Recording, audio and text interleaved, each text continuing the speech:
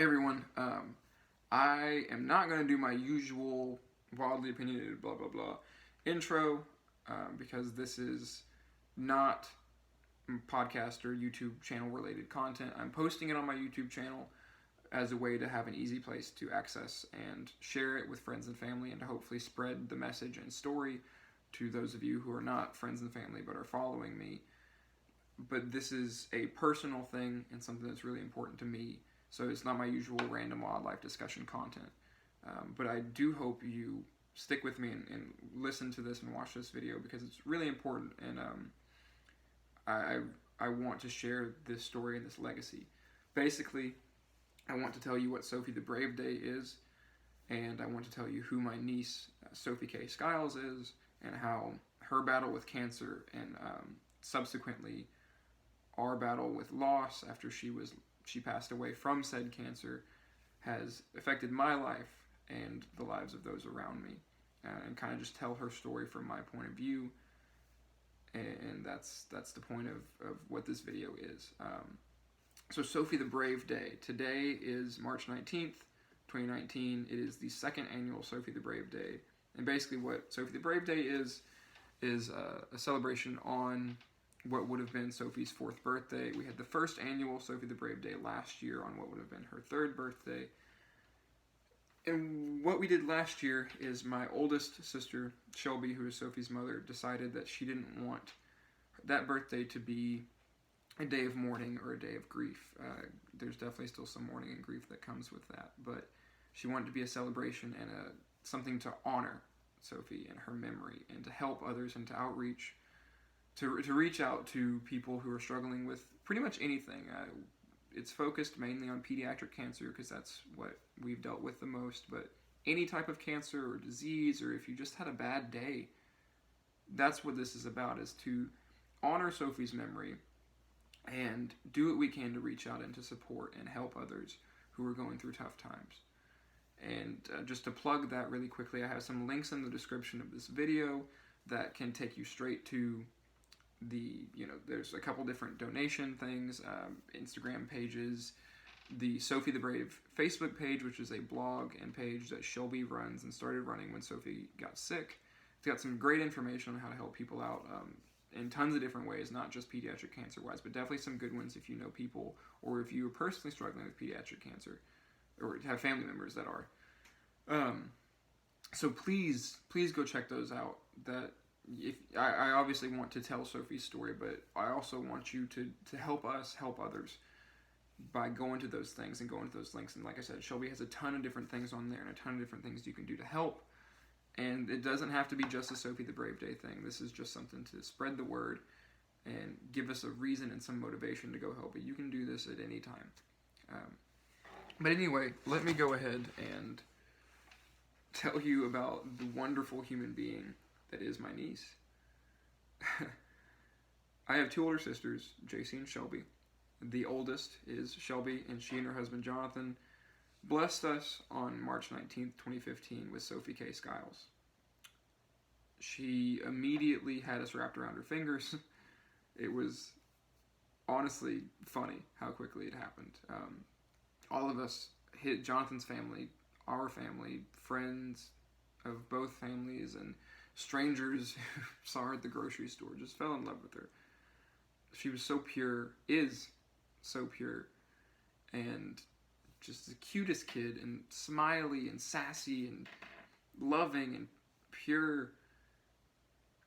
She is my light, and I've never been more honored or happier than I was the day I became Uncle Bon Bon. And I never will be. I didn't contribute as much as some people did to who she was. I'm not her parents.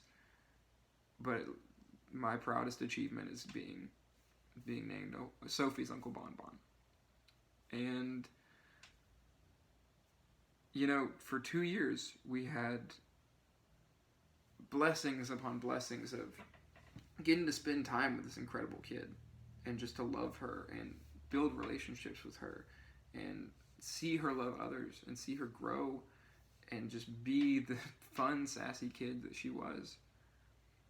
And so that's what made getting the call even harder. Obviously, you never want the call, but she had become a huge part of all of our worlds. I was in Mexico on an internship with the Texas A&M Wildlife Department in a small town called Calnali in the mountains of Hidalgo. And I didn't have very good service. I was, very far from home, not easy to get in touch with, really, but I get a text saying that Sophie had passed out again. She had passed out a couple months earlier. They thought it was asthma or allergies or something. They weren't really sure, and so this happened again, and they revived her in the ambulance, and they were taking her to the ER. So I was like, all right, keep me posted.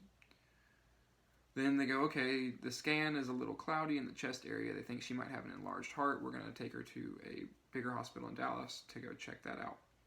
And I remember being devastated because I was like, enlarged heart, man, I love sports and I love outdoor stuff, and I wanted to do that with her with an enlarged heart. Make that harder? Will that affect things? Will that make it difficult to do that? And I felt really stupid later on when I get the call. And I don't really, other members of my family are really good about this, where they remember the specific dates and times of milestones during this cancer process. But I remember it was probably 2 or 3 a.m. in May of 2017, and I was on the rooftop because that's where I had the most privacy and the best cell service. And I get the phone call that it's not her heart, it is the softball-sized tumor that is on the lining of her chest cavity and pushing into her heart. That was making it hard for her to breathe and hard for her heart to work the way it should be. And that was a punch to the gut, the soul, the heart, the brain, the eyeballs, the funny bone, the throat, everything. Because it was the purest, happiest, most perfect little girl with the most evil disease I could think of. With this poison, this cancer at her core.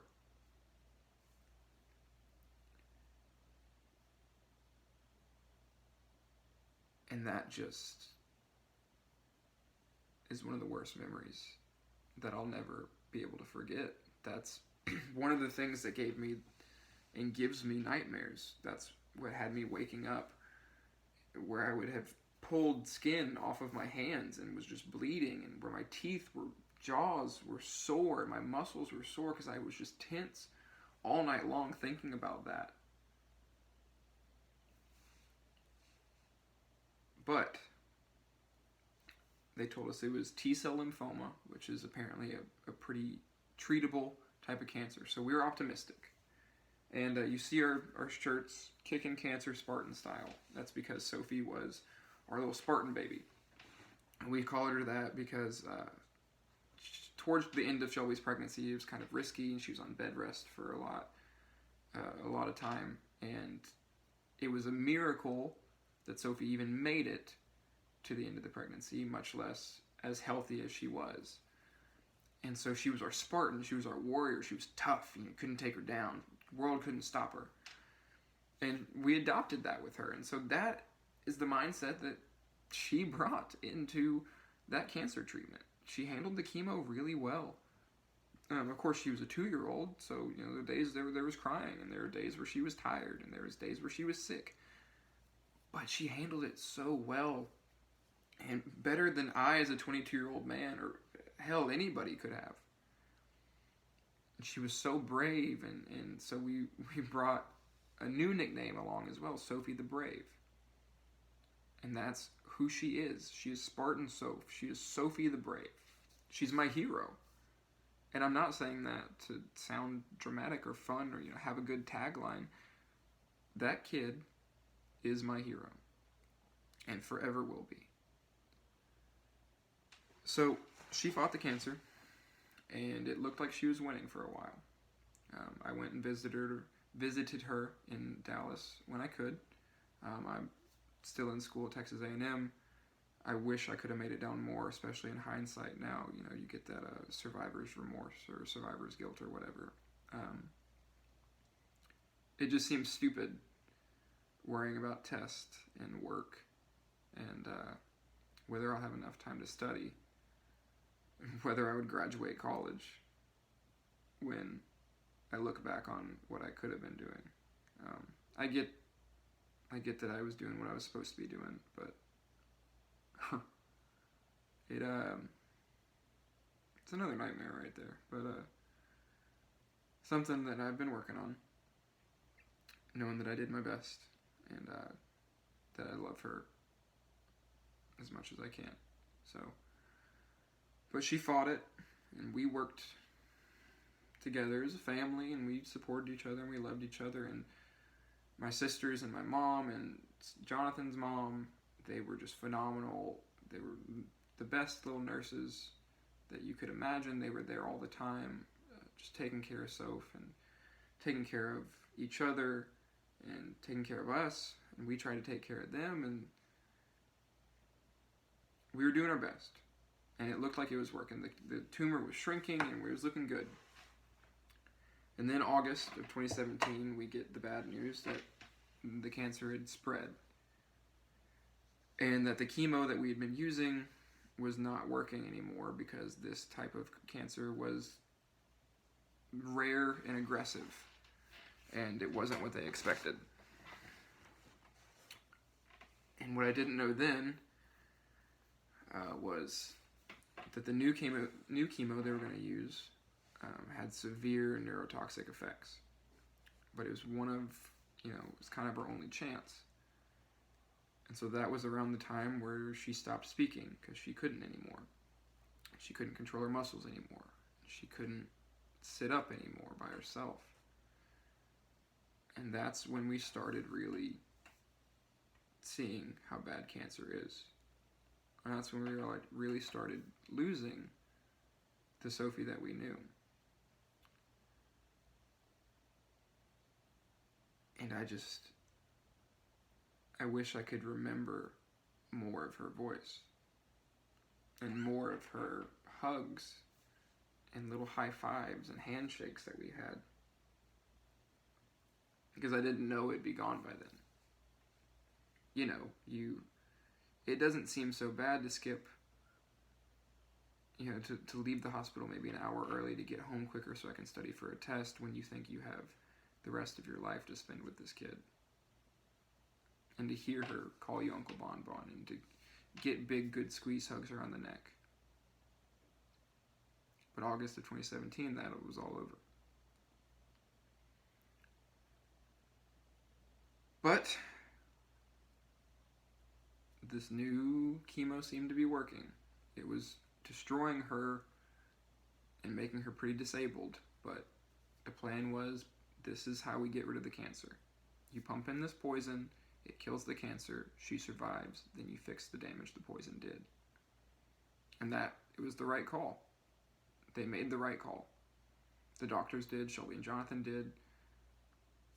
It's what you were supposed to do. And I will argue that to my dying days. And it looked like we were winning. But then we get the news, the not so helpful or optimistic news, that she needs a bone marrow transplant in order to make sure that the cancer doesn't come back. Because if they do not give the bone marrow transplant, the cancer will come back. The problem with that was, bone marrow transplants are not easy, and they take a toll physically on the patient. And Sophie was so disabled that with the bone marrow transplant would almost surely come death if she was not rehabilitated. However, to rehabilitate her, they couldn't keep her on it was called Nelarabine, was the new chemo, because that would have super negative effects on her and could possibly kill her too. And so she had to rehabilitate quickly enough on either no chemo or on maintenance chemo to get strong enough to get the bone marrow transplant, to survive the bone marrow transplant. But she had to do that quickly enough that the cancer didn't come back. But this kid, this Spartan, this brave little hero, she was doing it. She was rehabbing, and it seemed to be working. It seemed like she was going to beat the clock. And so they're like, all right, let's do some final scans and see if everything's still looking good. And if it is, like we think it is, we'll go ahead and do that bone marrow transplant. And it'll be a long road to rehab, but we're there. We're we can be at that road. And then December 22nd of 2017, we get the news that it was not quick enough, and that all the cancer came back again, and it was nothing left to do besides make her as comfortable as they could for anywhere from a couple days to a couple weeks. And that's when our world stopped. And you expect, this is the best way I've heard it put, when your world stops spinning, you expect the rest of the world to stop spinning with you. But it doesn't. It just keeps spinning. And so we spent Christmas and New Year's in the hospital, or the hotel near the hospital, and it kept spinning. Christmas happened. It wasn't the same, but it happened. 2017 changed to 2018. And then on January 4th, Sophie, as Shelby so eloquently put it, closed her eyes on a broken, cancer-filled world and opened them in the arms of Jesus. And that's a beautiful thought, and that's something that I've really appreciated that she said. But that didn't stop. My niece was still dead. My sister's daughter. And my other sister's niece. And my parents' grandkid. The best of us all, like the best we had to offer, was gone. And I got to trade holding her to holding, this bracelet we got made for that I wear every day. Or holding my necklace that reminds me of her. Or this Sully doll that I bought her. I got to trade putting my hand on the shoulder of this happy, lively, warm kid to putting it on top of a cold gravestone in the middle of Tyler, Texas. And I'll never forget, I was visiting her grave one time, and these bracelets say, God is bigger, because that was one of the mantras and mottos that we came up with and Sophie came up with, because it was one of her favorite VeggieTales songs. God is bigger than the boogeyman. And it fit, that God is bigger than our problems and this cancer and everything. But she loved singing it, and I remember sitting on that gravestone playing it on my phone and just hoping to God I could hear that tiny little voice singing it back at me. And then if I put my hand on that gravestone long enough that I could feel her hand again. But I didn't. And I won't. And that's when the grief really starts to get to you. That's when things like that sink in. And when you realize that nothing will ever be the same. And you realize that life took this perfect soul away from me. And not just me, but my sister and my brother-in-law and all of my family and friends. Everyone. And that's when the grief really hits, and you get angry, and you start to hate things, and you start to hate yourself, and you get anxiety, and depression, and suicidal thoughts, and not wanting to be alive anymore, and just thinking, I know I have a lot to live for, but the next months or years are going to be so hard, and I don't have the power to keep going, so why don't I just end it? Why don't I just go be with her? And there's the anxiety that still sticks with me today, and the depression that still sticks with me today, and the obsession, and the frustrations, and the hopelessness. And they bled into my relationships, and my career, and my school, and my mental health, and my physical health. And it's something I'm working with. And it's getting better. And I know that the rest of my family has struggled with similar things, and probably in worse ways. But here is where Sophie the Brave Day becomes so important. With all that, the time I had with her, with 2 years of health, and with 9 months of her existing, even if it was with cancer and with chemo and with disability,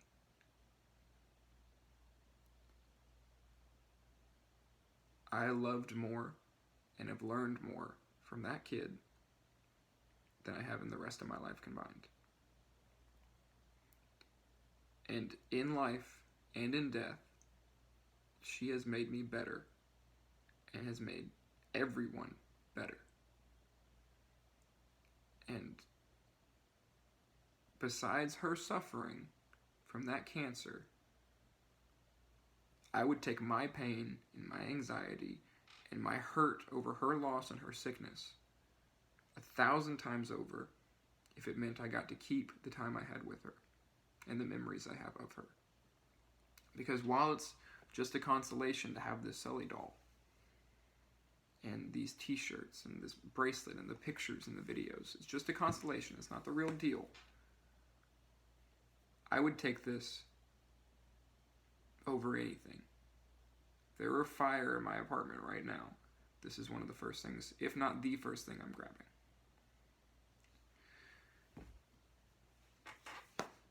And if you think about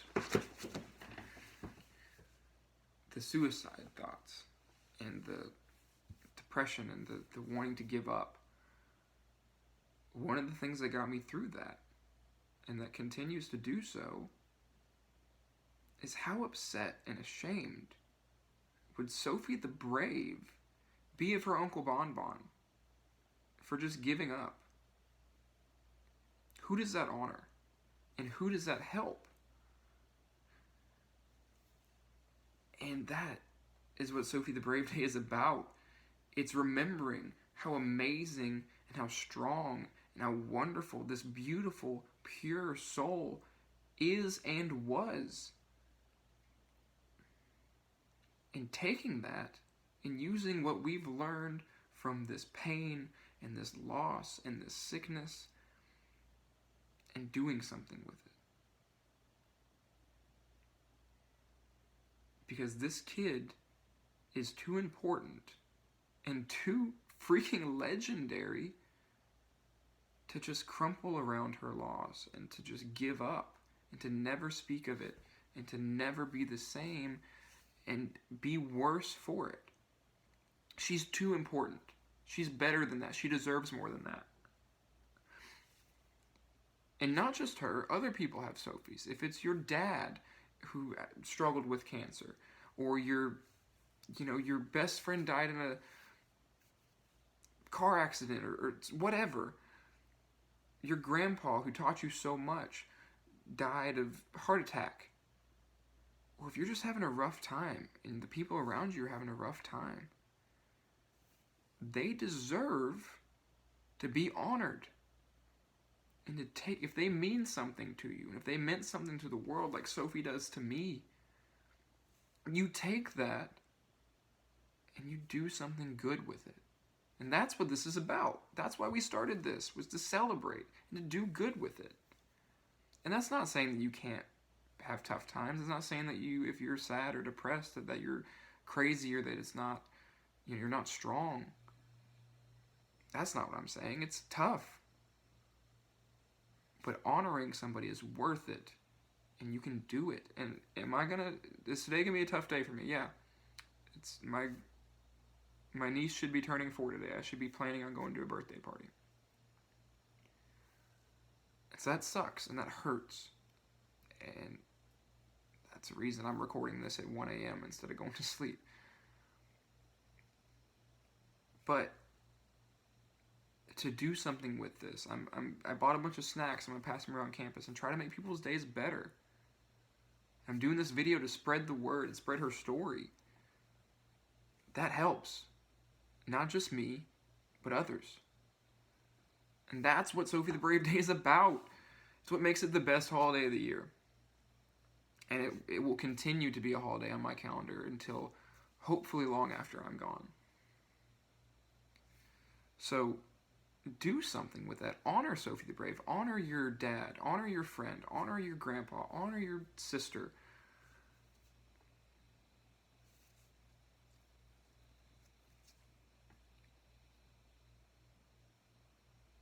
Stuff is rough. Cancer sucks. Life doesn't always give you what you deserve. But there's so much love and there's so much light, even if it's just a memory, that is worth supporting people and supporting yourself and reaching out and honoring things and honoring people and honoring the memory of Sophie the Brave. So do that with us. Join us every day, but especially on Sophie the Brave Day. So be sure to check out those links on the Facebook page and on the description of this video. And don't forget my girl. And don't forget your Sophie, whoever that is. And if you're lucky enough to not have something like that go on in your life, if you're just having a tough time in general, or if you're having a great time, but, sometimes you just get sad, or sometimes, things don't go your way. This is for you, too. So, I also want to just thank my family for supporting me through that. I hope you guys know that I'm here for you as well. And I could not be prouder of what you're all doing for Sophie and for Sophie the Brave Day. So, happy Sophie the Brave Day 2019, guys.